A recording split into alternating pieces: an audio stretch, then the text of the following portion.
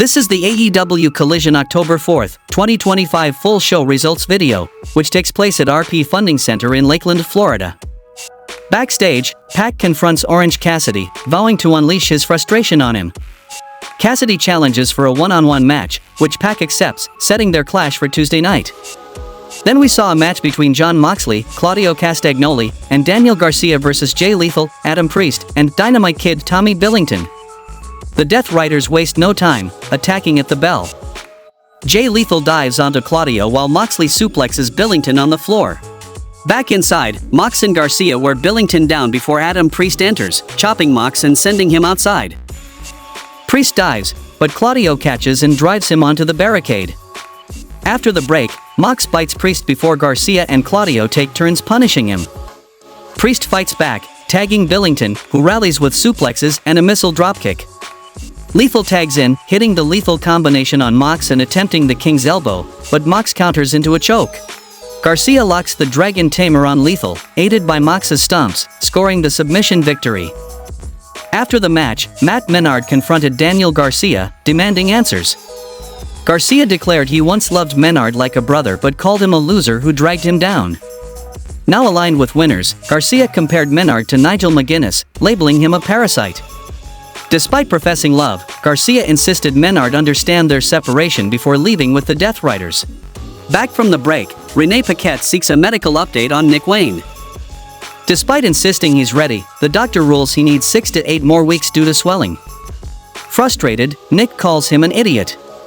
Kip Sabian and Mother Wayne berate the doctor as Nick angrily limps away. The next match happened between Jamie Hayter vs Anna Jay. The bell rings as Jamie Hayter and Anna Jay lock up, trading clean breaks early. Jay takes control with a shoulder tackle, snap suplex, and a near fall. Hayter fires back, slamming Jay's head into the turnbuckle, but Anna hits a flatliner for another 2 count. Back from break, Jay nails forearms, sweeps the leg, and connects with a running dropkick. Hayter answers with dropkicks from the second rope and heavy strikes. Anna counters a Hayter Eight into a DDT and follows with a blockbuster for a close fall. Jay attempts the Queenslayer, but Hayter escapes and finally lands the Hayter Eight for the decisive pinfall victory. Backstage, Lexi Nair interviews Max Caster, who celebrates ending his losing streak. Big Bill and Brian Keith interrupt, leading to Anthony Bowens boasting about his accomplishments. Bowens claims he can beat Bill, prompting a tag challenge. Caster and Bowens accept, clarifying they aren't the Acclaimed. Caster insults Lexi. The next match happened between Sammy Guevara and Rush vs Shane Stetson and Cha-Cha Charlie. The match begins with Sammy Guevara and Charlie, but Guevara quickly tags in Rush. Rush brutalizes Charlie and Stetson, slamming Stetson into barricades before punishing Charlie with stomps and a running dropkick. Tagging back in, Guevara delivers a top rope swanton bomb on Charlie, securing the dominant victory. The next match happened between Eddie Kingston vs Dralistico. Dralistico started strong against Eddie Kingston with strikes and kicks, sending him to the floor before a heated exchange resumed in the ring. After the break, Dralistico targeted Kingston's knee and delivered hard chops, nearly scoring a pinfall. Eddie fought back with grit, trading shots before rolling Dralistico up for a near fall. As Guevara left commentary and Hook replaced him, Dralistico attempted a spinwheel kick. Kingston countered with his signature spinning backfist, earning the decisive pinfall victory in a tough, physical battle. MXMTV arrived with Taya Valkyrie as Mansoor insulted the crowd and announced the first MXMTV casting call. After mocking Arkady Ora, Mansoor revealed their opponents, Kyle Fletcher, Konosuke Takeshita, and Josh Alexander, joined by El Clan. The next match happened between Don Callis family vs MXMTV. Konosuke Takeshita and Johnny TV opened the match, with Takeshita gaining control until Mansoor interfered, but was knocked to the floor. Josh Alexander and Kyle Fletcher kept momentum, battling MXM and Madden. Madden briefly turned things around with a double clothesline, but the tide shifted back. Takeshita hit a Blue Thunder bomb on Mansoor, followed by Alexander's piledriver and Fletcher's brainbuster, securing the decisive pinfall victory for their team. Backstage, Lexi Nair interviews the Outrunners and Dalton Castle. The Outrunners declare their aim for the trio's gold, while Castle praises their past performances and trusts them completely, saying he's in good hands moving forward. Back from the break, Lexi Nair is with Jamie Hayter and Queen Aminata. The Triangle of Madness comes in and attacks both women. The next match happened between Kevin Knight vs Dax Harwood. The match between Knight and Dax was a high-octane battle full of chops, elbows, and high-flying maneuvers.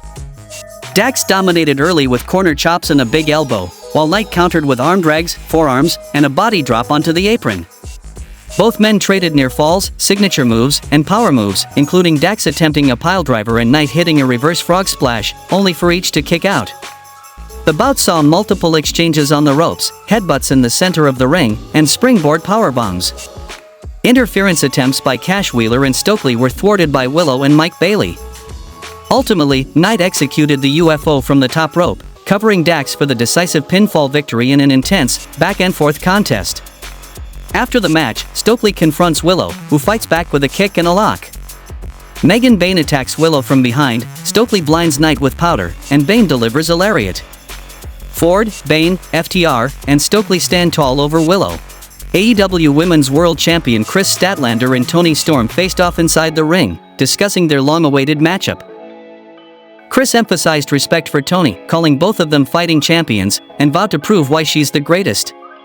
Toni expressed admiration for Chris and the personal importance of the title, declaring the belt is in her blood and veins.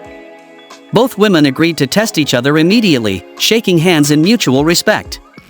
The friendly exchange quickly turned physical as they battled, only to be interrupted by the Triangle of Madness, who attacked both competitors.